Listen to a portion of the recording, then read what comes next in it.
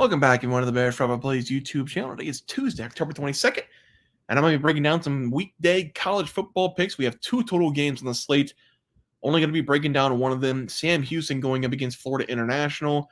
I'm going to have a double player prop today, one from this game and one from the other game on the slate. But before that, we got to take a look at the Saturday afternoon recap. Brutal. Kind of, you know what? It was all right. Losing day, which we never like. Nebraska and Indiana. 7-0 after the first quarter. I thought I was the sharpest man alive. Indiana puts up, 52 maybe? And they cashed the over by themselves.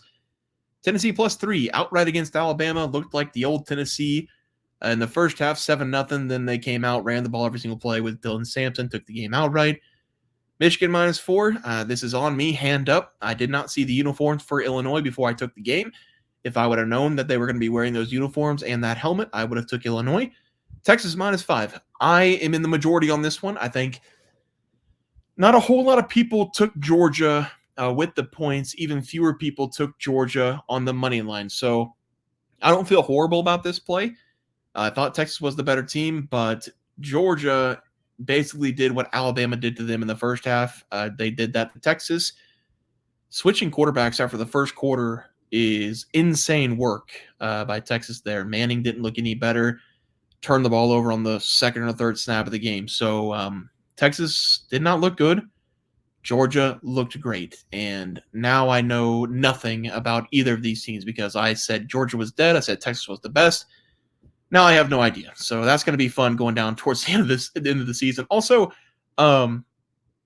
Georgia. Oh, the call. That's what I was going to talk about.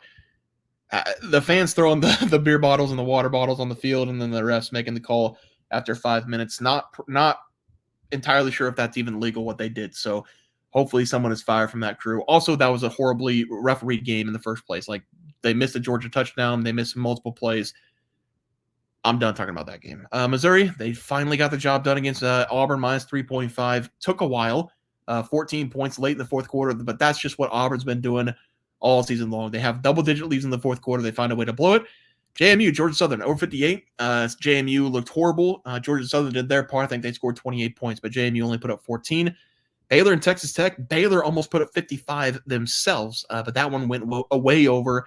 Almost went over in the first half. I think the final score in the first half was 31-17 or something like that. So good play there. LSU take care of business against Arkansas. Killed them on the road. And then Utah, -3.5. Best play of the day. I don't know what's going on with Utah. This is a very well-coached team. The defense showed up, but they could not get anything going against TCU, who has a terrible, terrible, terrible defense. So I don't know what's wrong with Utah, but Wilson looked bad. Bernard looked bad. The defense looked great again, but I don't know what's going on with Utah. So they're probably on my ban list. Shedeur Sanders, over 2.5 passing touchdowns. Really wanted this one. I put my trust in him. Wasn't his fault. He had 2 passing touchdowns, and I think the first quarter, and then Arizona just got blown out. So if that was a more competitive game, I think he would have got it. Quinn Ewers, over 255.5. He had 211. He got pulled in the second quarter, came back in the second half. He played horribly in that game against Georgia. And then Dylan Sampson, over 99.5 rushing yards. Again, Tennessee, in the second half, they gave the ball to Dylan Sampson nearly every play. He's the reason they won that game against Alabama. Got the job done for us. So 4 and 5 day on the game picks, 1 and 2 day on the player props. Long recap graphic, but had to do it. Had to break down all the games for Saturday. But let's take a look at the game for Tuesday night. Sam Houston going up against Florida International. This is going to be a Conference USA battle between these two teams. Both of them coming off of a loss last week. Sam Houston is the favorite in this game by a touchdown. -6.5. I'm going to take them -6.5. But there are going to be certain things that have to happen for me to put them down as a wager tomorrow. That's why it's important that you listen to the breakdown instead of just looking at the pick, because we have Hunter Watson of Sam Houston questionable to play in this game. Last week going up against Western Kentucky, if you guys were watching that game, Sam Houston, it was 17-14. Hunter Watson got injured. Then Sam Houston wanted to score 0 points in the second half, losing the game 31-14. On the other side for Florida International, they had their quarterback last week go down as well with an injury, Keon Jenkins. Same boat as Sam Houston was last week. They scored on the opening drive. He got hurt. It was 7-0. They did nothing after that. He's also questionable in this game. So we have some scenarios in this one. If the quarterbacks are both playing, we're going to take Sam Houston -6.5.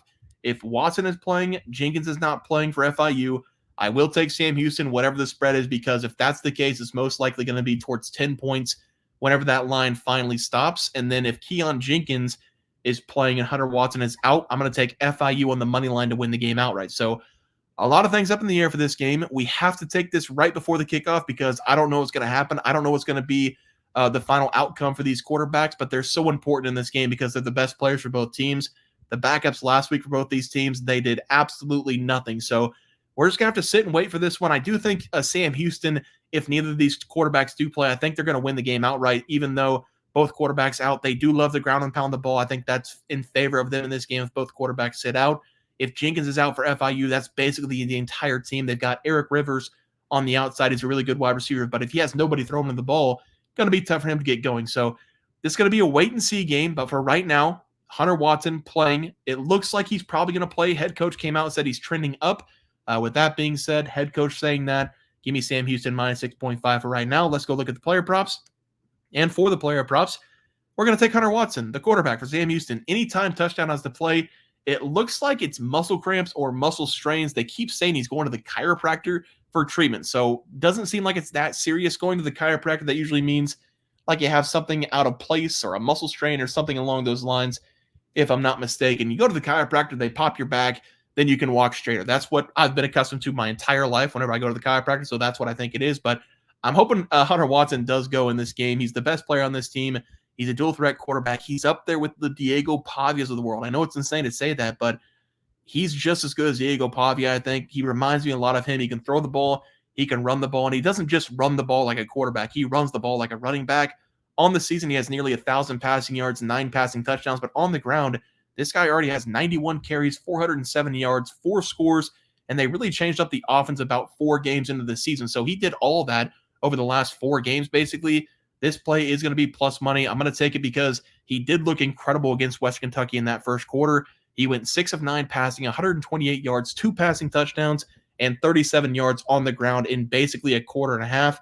They were going to beat West Kentucky if he stayed in the game. This is an underrated player, undervalued player. I'm going to take him here to find the end zone. Over 1 touchdown as the play for Hunter Watson. And finally, for the last player prop, we're looking at Louisiana Tech going up against UTEP or Texas El Paso. And we're going to take one of the best names in college football, True Edwards of Louisiana Tech, the wide receiver to find the end zone in this game as the play anytime touchdown.